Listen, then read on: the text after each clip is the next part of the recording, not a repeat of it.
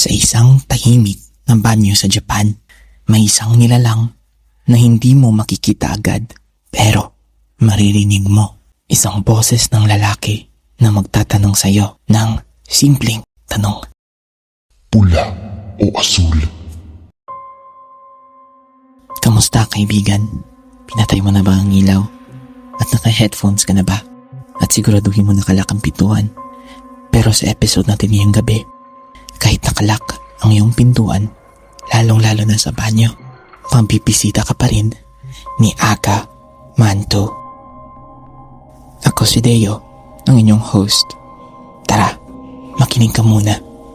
Kung matapang ka.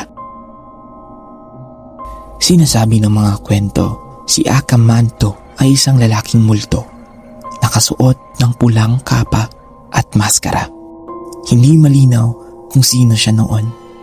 May nagsasabing isa siyang lalaki na nanliligaw sa isang babae, pero hindi ito tanggap ng babae at siya ay nagpakamatay. May iba namang nagsasabi na isa siyang taong namatay na may galit sa mundo. Pero ano man ang totoo, iisa lang ang sinasabi ng lahat. Hindi siya mapayapa at lagi siyang naghahanap ng kanyang mabibiktima. Sinasabi nila, lumilitaw siya sa mga school bathroom at public restroom, pero may paborito siyang lugar, ang huling cubicle sa girls' bathroom.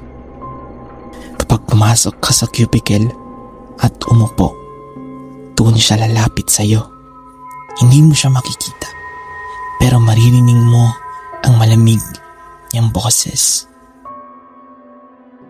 Gusto mo ba ng pula o asul na papel? Mukhang simpleng tanong, pero isang maling sagot ay katumbas ng kamatayan. Kapag sinabi mong pula, puputulin niya ang katawan mo hanggang mapuno ng dugo ang cubicle.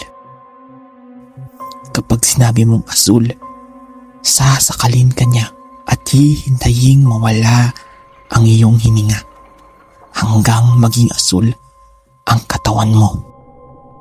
At kung susubukan mong lokohin siya, humingi ng ibang kulay, hihilahin ka niya papunta sa mas madilim na lugar. Huwag na nating alamin kung anong gagawin niya sa iyo doon. May nagsasabi may paraan para makaligtas. Kapag narinig mo ang tanong, huwag kang sasagot. Sabihin mo, ayokong pumili.